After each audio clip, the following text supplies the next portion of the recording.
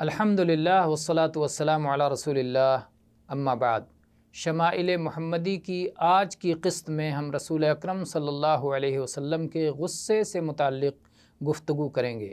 عائشہ رضی اللہ عنہ بیان کرتی ہیں کہ میں نے اللہ کے رسول صلی اللہ علیہ وسلم کو نہیں دیکھا کہ جو بھی ظلم آپ پر ڈھایا گیا ہو آپ نے کسی بھی ظلم کا بدلہ لیا ہو، جب تک کہ اللہ تعالیٰ کی حرمتوں کو چاک نہ کیا جائے، حرمتوں کو پامال نہ کیا جائے۔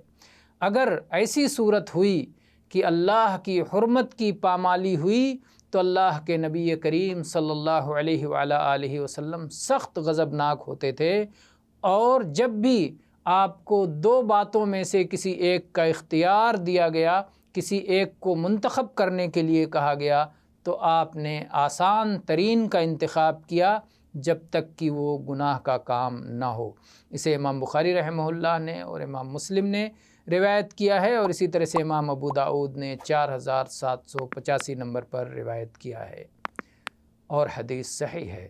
واللہ اعلم والحمد للہ رب العالمین۔